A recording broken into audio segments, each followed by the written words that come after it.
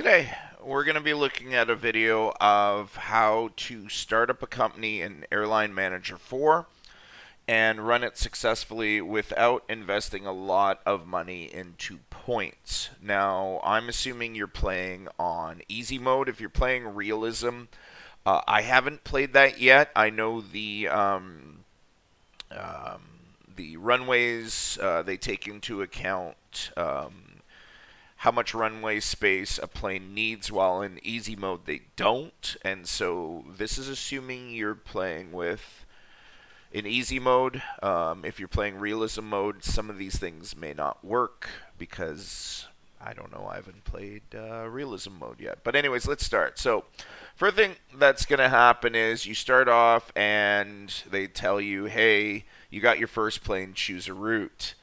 Yeah, they're gonna give you crappy routes. Notice it's 1,000. It was 1,742. You want a route that's under 7,000. So this route's not bad, but I kept pressing next a lot of times, and eventually it gave me this route, which is under 7,000 and has a ton more demand. Okay, and so I created the route. Yay! I have my route. And I'm going to stop it there because it starts you off with a B737-800 and then a Cessna.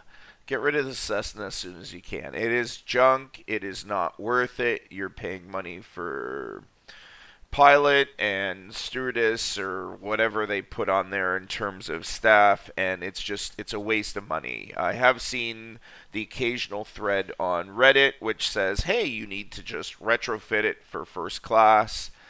Don't. It's a waste of money. You have to realize you have a finite amount of money unless you spend real money to buy points, which again, this video is not for you then because it's going to give you some advice assuming you don't have those points.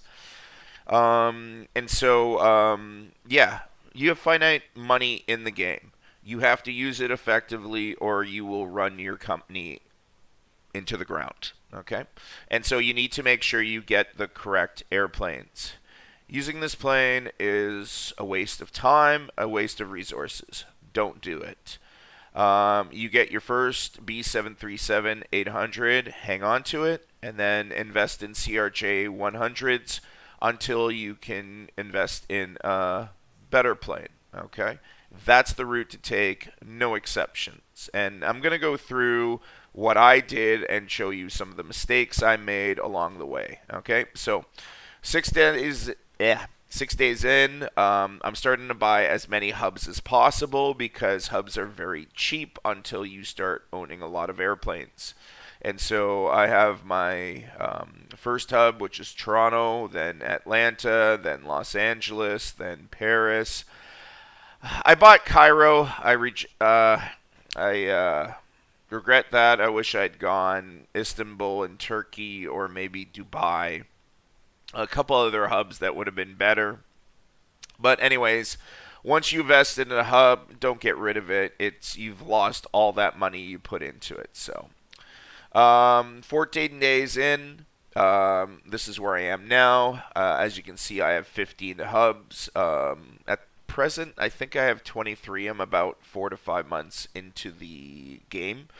And I'm kind of at the end because all there is now is to buy more A380 800s and make money. And it's sort of a grind now because there's really nothing else to do. But, anyways, at first, at the beginning, this is where you're at. By day 18, this is where I'm at. By day 20, I have a number of files from this day. So. This is my spreadsheets. I found it very helpful to use Excel and start experimenting with routes. So you'll see where I have the different plane types, and I try out distances, trying to figure out my best distance for making money, my worst. Um, Experimenting with should I go all coach, should I go all business. Business class I find is the best in terms of making money. But that said, you don't want to neglect coach in first class. Maybe I have a couple of places where I've done experiments where I'm not sure about that. Um, And so, yeah, and I have a lot of information on here, some which you won't be able to make heads or tail of, but again, I'm just showing it to you. I'm going to explain the spreadsheet later on because I have a more up-to-date spreadsheet, and even some of this stuff I can't really understand because it's codes I used 4 months ago, and I don't use those anymore because either they're useless or I figured out a better way of figuring out things. So 20 days in, $10 stock price. There's some people who will tell you don't invest in stock, it's a waste of money. I honestly don't know. I find that being part of an alliance where you can ask questions of that alliance and people are able to give you information based on their experience is very valuable the first time you're playing. And so I would strongly recommend you get stock so you can get in a good alliance. This is the map 20 days in. These are the planes I have. I strongly recommend you do not get an ATR 42-320 or a DC 910 or a B727 100. And again, get rid of your Cessna 172 as soon as you can. They're all crap planes. CRJ 100s are great. ERJ 190 200s, which you don't see on here yet, are great. B737 800s are great. Okay, the other planes are not the best thing to invest in from an opportunity cost perspective, meaning you're wasting your money, you're wasting your time versus other options. It's not necessarily the worst, but especially a lot of people are like DC 910s are great because they get you a lot of money. They also spend a lot of gas, and if you're not buying points, you're going to be stuck trying to get more gas or having to pay a lot of money for gas or not being able to send your flights out because you're waiting for gas prices to go down. You don't want to have to face that. You're missing out on time you can use of making money, and you're sitting with, let's say, a whole ton of DC 910s and you can't fly them out. But again, as you play, you'll figure that out. This is my spreadsheet 20 days in. We're, again, still experimenting. Don't fully understand the sim. And so I'll explain that. I think I showed you day 18 already. This is 1 month in. Strongly advise you to go for these achievements as soon as you can get them because they will get you a lot of points, which helps you get a lot of good stuff. Okay? Where are we here? Day 34. And so again, you can see me now. I'm really starting to invest in CRJs, B737s. I started investing in my Max 10s. Got my first 800 Neo, which is the next step up from Max 10s. And I started looking at some of the other companies I'm investing in because they're doing better than me. And I see some investing in Fokker 70As and some investing in ERJ 190 200s. And so I decided, let's get a few of those, do some experiments. I experimented with both these planes versus the DC 910s. They're better, plain and simple.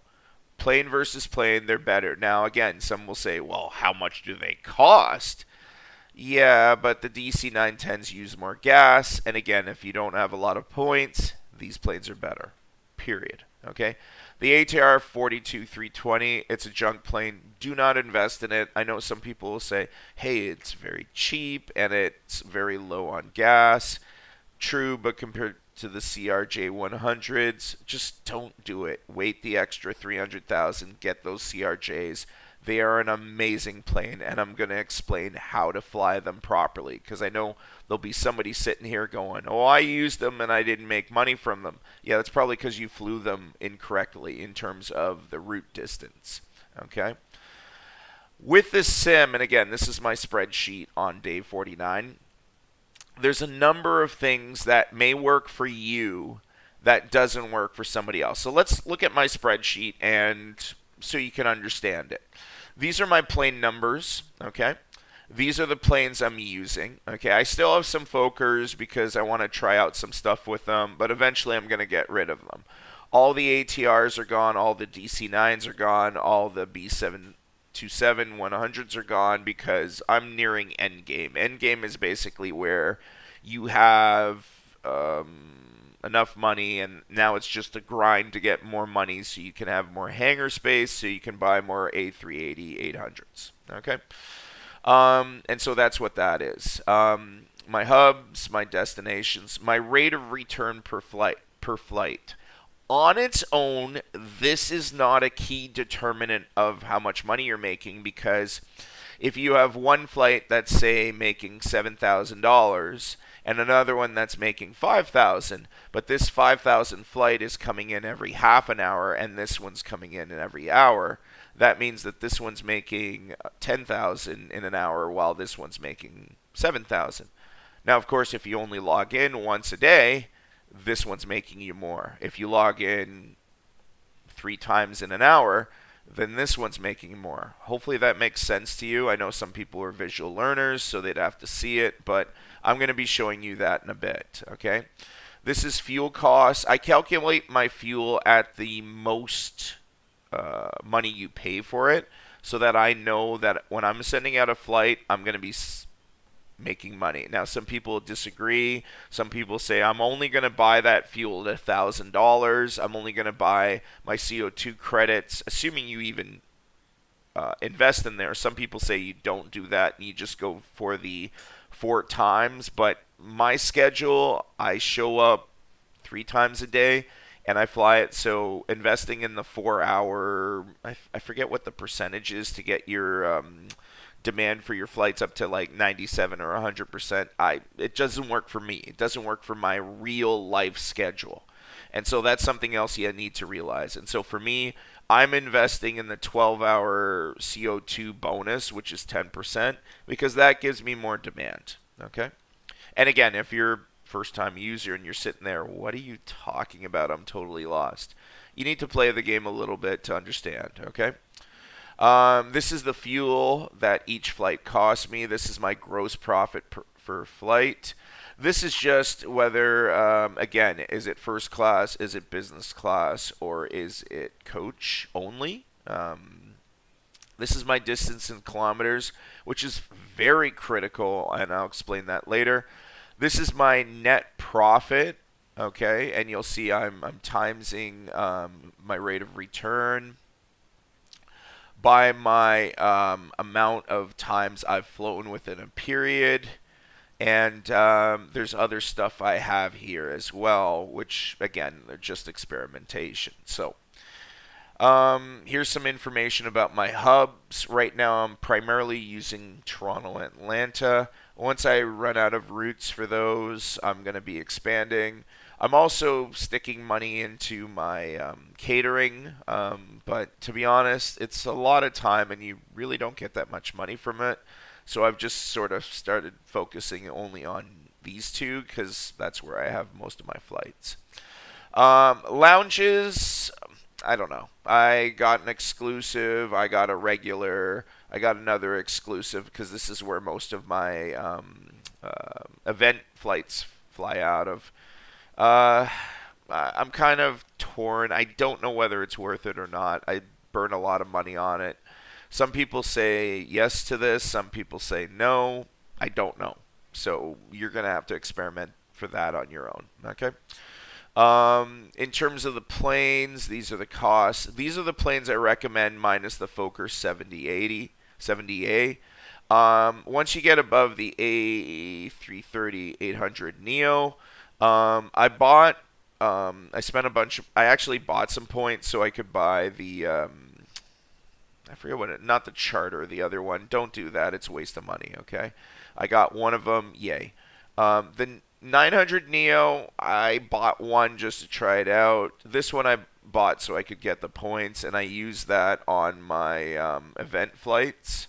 So I'm flying out of Bradford and wherever the best first class seats are, that's where I fly it to, like in terms of the events. And then obviously I have my A380-800. Now, I've done a number of tests with the DC-910 versus the ERJ-190-200.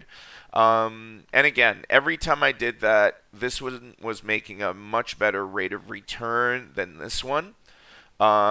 This was the flights during that time period based on my real life schedule. And then this was the net, this was the gross, and this was the total gross. And so, at least for me, I found the ERJ 190 200s much better flying LA to Phoenix. I did a few others. I only kept the one because just to remind me in case I was like, wait, I forget, maybe I should buy another one, try it again. The 800 Neo, I strongly believe. I don't believe in the 900 Neo. I figure once you get enough money for that, just wait another 100,000 and go for the Airbus 380 800 because they're the best planes. And this is just what achievements I have yet to get. And a couple other things I have in here. Okay. These are old routes that I got rid of for whatever reason. Either I found a better route or they just sucked. Anything in red, they sucked. Okay, so the ATR 42 320s made me very little money. The DC 910s and the B727 100s, they made me a lot less than the ERJs. Okay. And some CRJ 100 routes sucked as well. So let's look at my rough because this is where I start really determining how much money each flight makes. Okay, and again, I just bought these planes when I did it, but it shows me how many flights in one day. And again, this is me looking at because you check each plane, it'll have the information of how many times it's flown out and a lot of other information on that. And so I've done this, and as you can see, the B737 MAX 10s make more than the B737 800s, which makes more than the ERJ 190 200s, which make more than the CRJ 100, so on and so forth. Now, you might be sitting there and going, how is this one making this much money? Well, it's really simple. Distance. That's going to be critical for you. Now, again, if you only log in once a day, once every 2 days, this is really not going to do that much for you, or your situation is going to be a lot different. Okay, but let's say you log in, or you're just logged in, because logging in, logging out, it lags a bit. So sometimes I just leave it on, wake up in the morning, come on down, send my flights, go to work, that sort of thing. And so having that ability, or I'm playing Minecraft and I log in like I'm bored of Minecraft, so I just check in once every 20 minutes. This plane's landed, I can send it again. And so with the CRJ 100s, I strongly recommend make sure all your routes are under 250, 260 kilometers. You don't want much less than this because if you log in too much, then you're going to find your plane stocks out. And sometimes you don't even notice that. What do I mean by stock out? Well, you only have so much demand and you fly so much that all the passengers have flown that day and then there's nobody else to deliver in, so you might not even notice and it's flying, or worse, it's sitting on the ground not flying because you've grounded it and therefore it's not making you any money. So this would be the bare minimum I would fly. And realistically, especially when you're starting, I'd aim for around 200 kilometers for the CRJs. Okay? For the ERJs, we'll talk about these later because I've done a number of checks on different planes. I checked my B737 800s, how many flights. Now, this doesn't take into consideration planes that were being repaired, planes that were having airframe checks. And so some of these are sometimes skewed a little bit.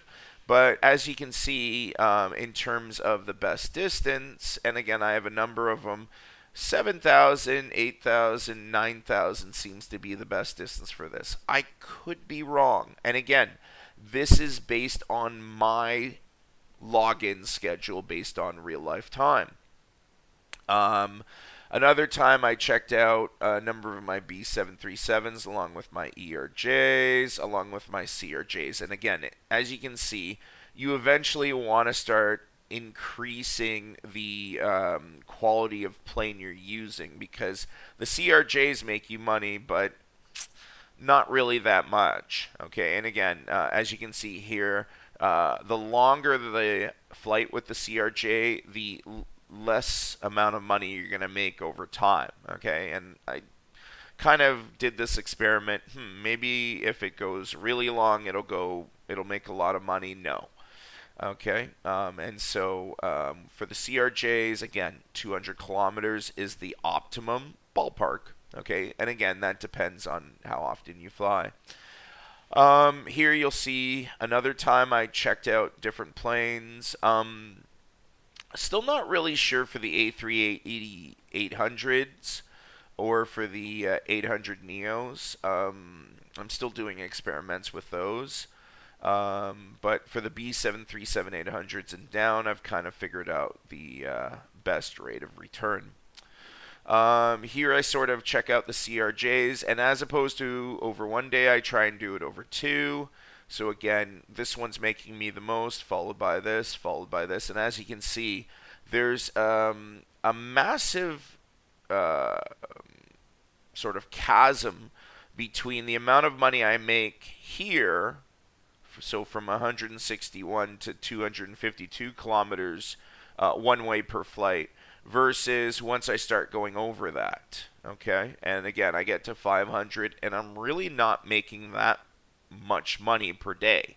Okay, so this is my plane net profit over 2 days, which really, compared to this, that's a huge difference. So again, 200 kilometers, give or take, make sure you have enough demand. So it's a route that'll give you enough in demand, and you're going to make a lot of money. For the Fokkers, I've done some experiments. Again, 600 seems to be around the best flight distance.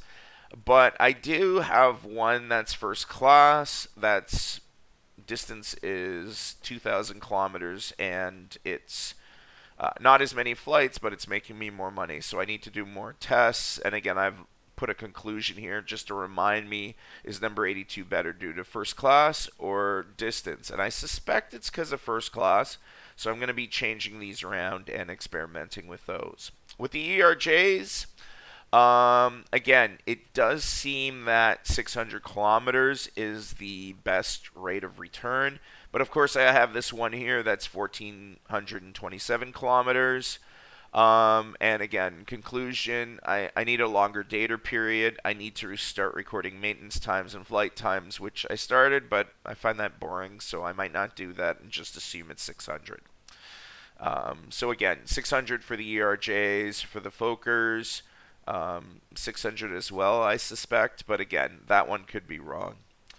I've also started looking at my B737 800s. 9,000 seems to be the best, and this is over an 8-day period. However, that might, again, be based on the amount of times I log in, and it might be something different from you. But again, just giving you some ideas of how I run my company. I'm going to show you another video in a few days or a few weeks, just depending on how many hits this gets. But this is my information for my plane company.